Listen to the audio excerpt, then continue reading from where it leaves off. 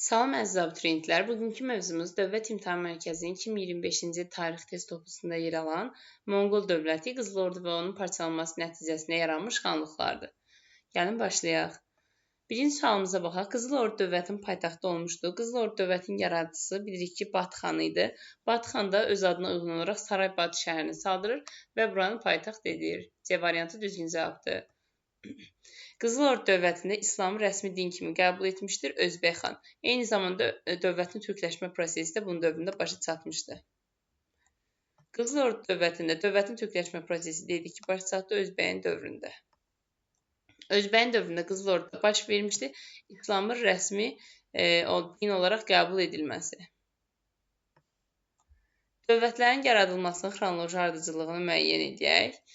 Deməli, Krım xanlığı Qızıl Ordunun parçalanması nəticəsində idi, yəni 15-ci əsrdə. Teymurilər dövləti və Qızıl Ordu dövləti. Qızıl Ordu dövləti bunlardan daha öncə idi, 1240-cı ildə yaranmışdı. Teymurilər dövləti 1370-də, Krım da ondan daha sonra. Cavab olur 3, 2 və 1. B variantı.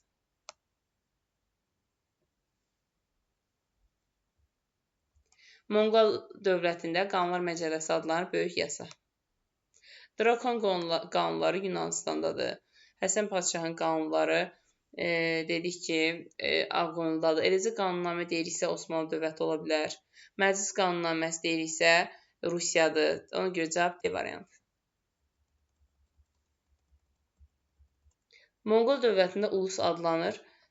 Deməli, inzibati ərazi vahidi. Yəni, dövlət 4 ulusa bölünürdü demişdik. Uyğunluğu müəyyən edin. Qızıl Ordu, Krım, Xəçdərxan xanlığı və Noqay Ordası. Burada yəni demək istəyir ki, Qızıl Ordunun parçalanması nəticəsində yaranmış dövlətlər.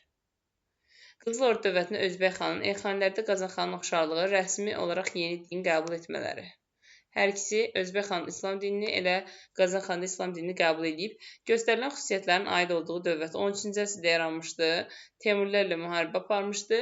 16-cı əsrdə süquta uğramışdı. Təbii ki, Qızıl Ordu niyə? Çünki 1240-da yaranmışdı və 1395-də də Teymurilərlə müharibə aparmışdı. Göstərilən xüsusiyyətlərin aid olduğu dövlət Təbrizlərə keçib Terek döyüşündə məğlub olub. Deməli, cavab Qızıl Orduda Toxtamış idi. 14-cü əsrin birinci yarısında İslam dini ölkədə rəsmi din olmuşdu Özbəyin dövründə. 15-ci əsrə aiddir. Qazan xanlığının əsasının qoyulması, Qızıl Ordunun Moskva knyazlığından vasalsızlığının ləğv edilməsi. Birinci bunları çıxaq. B variantını atdıq, çünki rəsmi olaraq ləğv olunması 1480 Uğur görüşü nəticəsində Qızıl Ordu dövlətinin süqutu isə 16-cı əsrin əvvəli, Krım xanlığı Rusiya tərəfindən işğalı 16-cı əsr, Xəçdərxan xanlığı Rusiya tərəfindən işğalı 16-cı əsrdə idi. Cavab olur 12-də A variantı.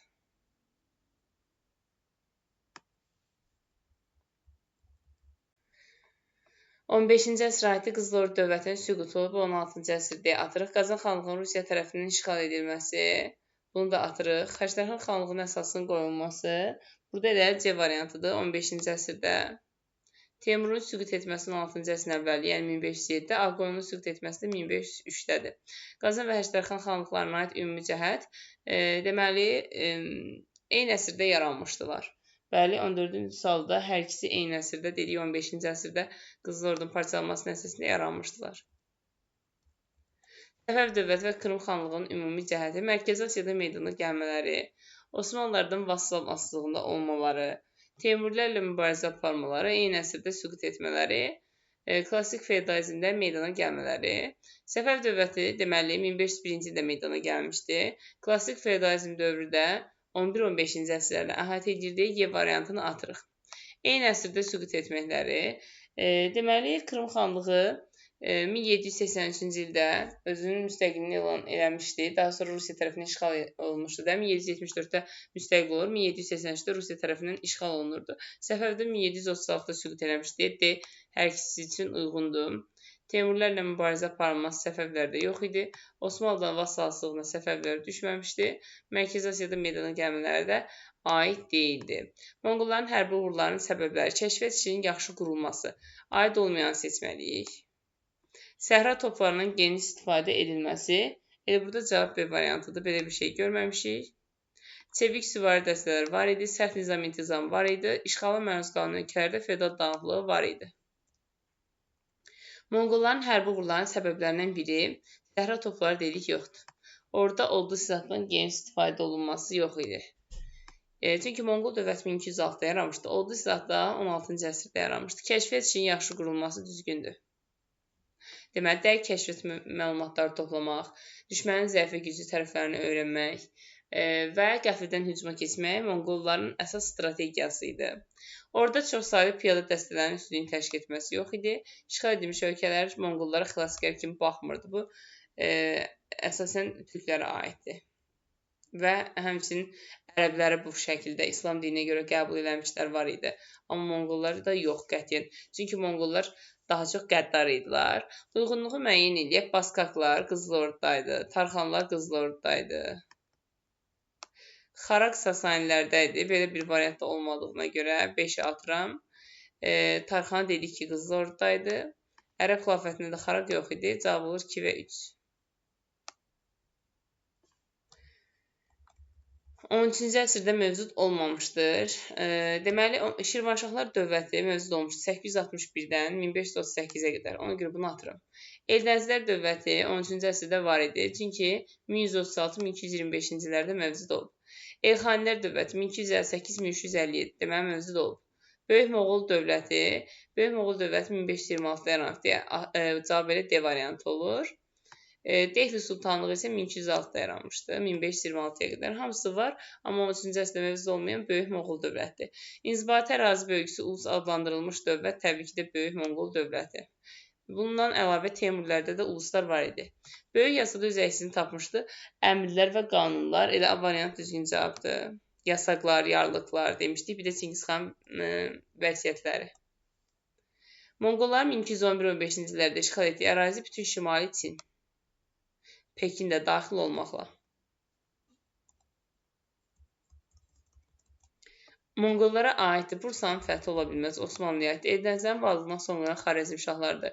Kosovo döyüşü yenə deməli Osmanlıya aid idi. Gəncədə Bəndər üsyanının yatırılması, deməli Bəndər üsyanının yatırılması Xarəzmşahlara aid idi. Şimali Çinin işğal edilməsi isə 1211-15-ci illərdə Monqollara aid idi. 24-cü sual Monqollara aiddir. Atabəylər dövlətinə son qoyan Xarəzmşahlardır. Kosovo döyüşündə iştirak edən Osmanlı. Usta Bəndər üsyanı Xarəzmşah. Dehli ilə müharibə aparan, yəni Dehli Sultanlığında demişdik ki, bir neçə hökmdar Monqolların müqavimətini qırmışdı. Ona görə D variantı düzdür. Erkən feodalizm dövründə yaranmayıb, çünki Monqollar 1206-da yaranmışdı. Erkən feodalizm isə Avropada 5-11-ci əsrləri, şərqdə isə 3-11-ci əsrləri əhatə elədiyinə görə yeni də atıram. Çünki bu 13-cü əsrdə yaranıb.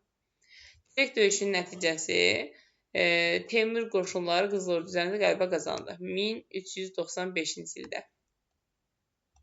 Rus knyazlıqları vasallıqlarına salındı. İdil Bulqarlara tabe edildi. Verilənlər nəyin nəticəsidir? Batı-xanın yürüşünün. Əhməd xanın Uqra görüşünün uğursuzluğunun nəticəsində deyir ki, Rus knyazlıqlarının Qızıl Ordu vasallığının asılılığına son qoyuldu. Yəni, Əhməd xan indiyənə qədər demək Qızıl Ordunun başçısı idi Əhməd xan. Bu görüşdə Əhməd xan Ruslarla qarşılaşmaqdan çəkinir. Yəni, Uqra çayı sahilində. Ona görə də Ruslar hansı ki 1240-cı ildən bəri asılı vəziyyətdə idilər Qızıl Ordudan. Bu asılığa tamamilə son qoyulur 1480-ci ildə. Amma qismən son qoyulur desək də 1380-də Kulikova döyüşündən götürə bilərik. Monqol və Teymuri dövlətlərinin oxşar cəhəti inzibati cəhətdən uluslara bölünməsi elə A düzgün variantdır. Bu uluslara bölünmənin səbəbi də oğullar arasında, yəni ərazi üstündə dava düşməsini deyəkdir. Qazan xanlığının 16-cı əsr tarixinə aid idi. Deyək ki, Osmanlılarla mübarizə aparılması, belə bir şey yox idi ümumiyyətlə. Müstəqil dövlətə çevrilməsi yox. Rusiya tərəfindən işğal edilməsi, bəli, 1552-ci ildə Qazan, Əlaltı Həştərxan.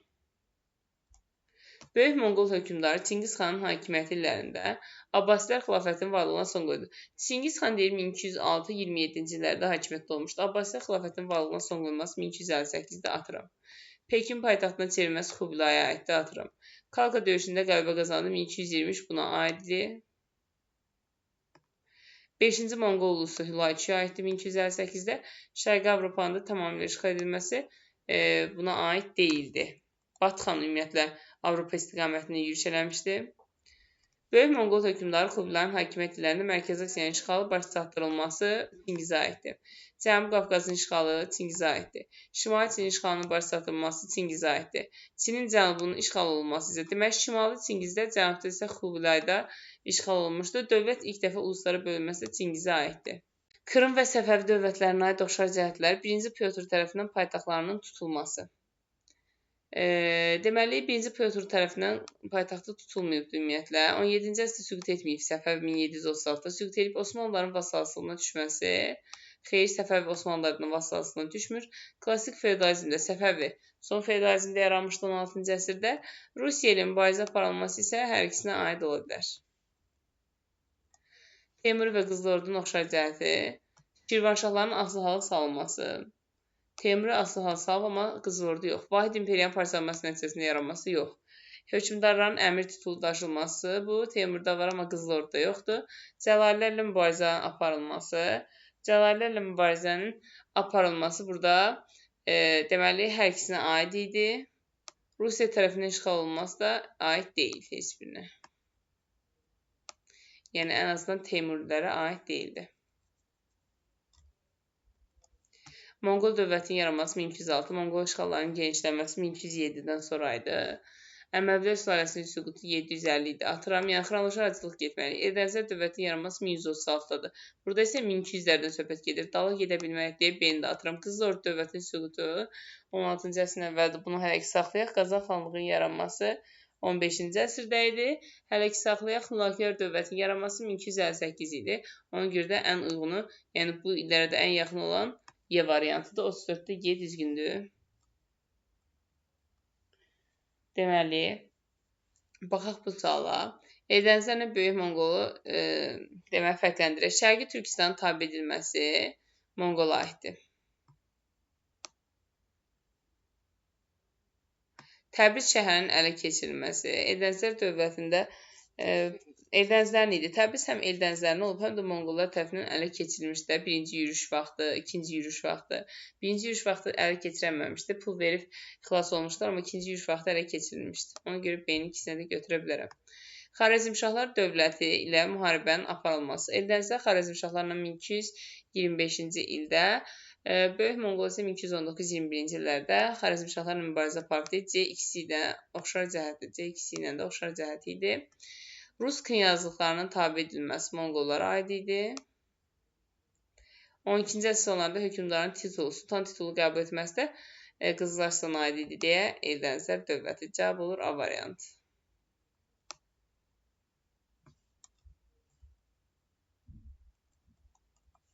Eylirvin diaqramına əsasən uyğunluğu müəyyən edin. Çingiz xanın Kubilay xan, paytaxtın Pekinə köçürülməsi.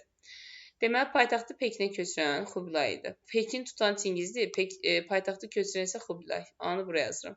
Özünü Çin imperatoru elan etməsi, bu da Kubilaya aiddir. Xarəzmşahlarla müharibə aparılması Çingizə aiddir. Qaraqorum qurultayının keçirilməsi Batı xana aiddir. Çin ərazilərinin bir hissəsinin işğal edilməsi hər ikisinə aid idi. Cavab olur 1C, 2AB, 3D Y.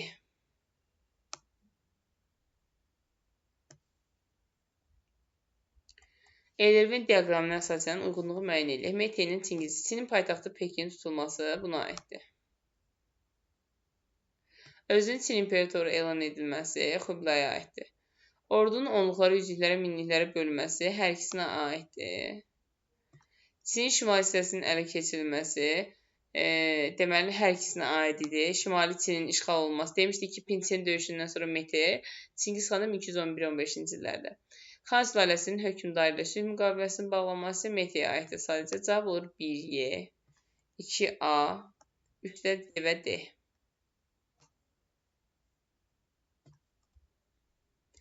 Eylirvin diaqramına əsasən uyğunluğu müəyyən edir. Delhi ilə Qızıl Ordu. 13-cü əsrin sonlarında yeni sülalənin hakimiyyətə gəlməsi.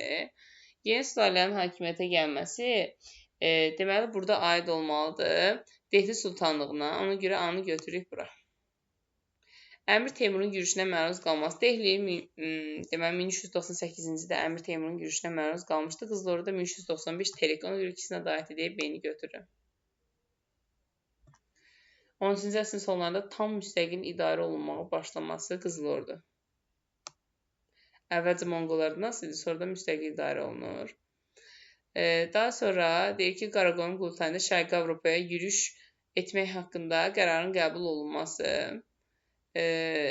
Burada bunu heç birinə götürməyək. Çünki artıq Qaraqoyun Qultayında hələ ki dövlət yaranmamışdı. 1235 Qaraqoyun Qultayı, dövlət 1240-da yaranıb. Ona görə deyini atıram. Çünki söhbət dövlətdən gedir. 16-cı əsrin birinci yarısında süqut etməsi isə Tehli 1526-da, Qızıl Orduda 16-cı əsrin əvvəlində idi. Ona görə ikisi üçün də oxşardır. Cavab olur 1 A, 2 C, üstə B və Y.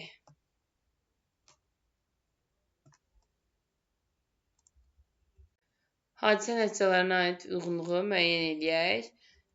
Deməli, deyir ki, Xarəzmşahlar dövlətinin Çinə yardım etməsi nəticəsində Monqollar Xarəzmşahlara hücum edir. Yox. İşğal olunan ərazilərdə feodal dağlı və aram müharibələrinin hökm sürməsi. Xarəzmşahlar dövlətinin deyir ki, hadisə nəticə əlaqələrinə aid uyğunluğu müəyyən edilir. Xarəzmşahlar dövlətinin Çinə yardım etməsi, Monqol hərbi qüvvələrin Xarəzmşahlara hücum etməsi bu yanlış idi. İşğal olunan ərazilərdə feodal dağlı və aram müharibələrinin hökm sürməsi və Monqolların uğur qazanması bu düzgün idi. Yəni, müqavimət göstərəmlər, çünki parçalanmış idilər, zəif idilər. Paytaxtın Pekinə köçürülməsi Monqol Rusların Böyük xanla əlaqəsini zəifləməsi. Niyə? Çünki Böyük xaqan Monqol ərazisində idi, amma Pekin Çinin paytaxtı idi də. Həmin yer tutandan sonra Xubilay paytaxtı Çinin şəhərinə köçürürdü deyə. Ona görə də normal Monqol dövlətinin əlaqələr zəifləyirdi. Xarəzmşahın oğlu Cəlaləddin məğlub edilməsi, Monqolların Mərkəzi Asiya Hindistan işğalını baş çatdırması yox, Hindistan yox idi. Kalka döyüşündə Birləşmiş Rus Qıpçaq qoşunlarının məğlub edilməsi, İdil Bulqarlar və Rus knyazlıqlarının tabe edilməsi. Kalka 1223-dədir, İdil Bulqarlar isə 1240-dadır. Yəni, əlaqəsi yoxdur, cavab olur B variantı. Qızıl Ordu mövcudluğu dövründə Azərbaycan. Qızıl Ordu dövləti deməli 1240-cı ildə yaranmışdı. 16-cı əsrin əvvəlinə qədər davam eləmişdi. Məziyyətlər sülaləsi tərəfindən idarə olunur. 861-dən 1027-yə qədər idi. Ona görə A-nı atıram. Atabəylərin tərkibində idi. 1136-1225-də yox idi həmin vaxt. Xarəzmşahlar Cəlaləddin yürüşünə məruz qalmaq 1200 deməli 25-də Cəlallilər dövlətinin tərkibinə qatılmışdır Azərbaycan.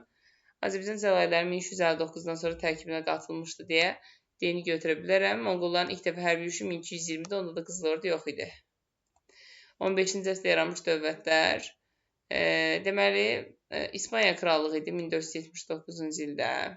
Fransa krallığı 843-dədir. Qüds krallığı deməli Qüds krallığı 11-ci əsrdədir. Qazan xanlığı da 15-ci əsrdədir. Cavab olur 41-də 1 və 4. Klassik feodalizm dövründə yaranmış türk dövlətləri. Klassik feodalizm 11-15-ci əsrlərlə əhatə edir. Ona görə 15-ci əsrdə Qazan xanlığını götürə bilərəm. Qaraxanlı 840-dır deyə atıram. Uyğur 744-dür deyə atıram. Osmanlı 1302-ci ildədir. Götürə bilərəm.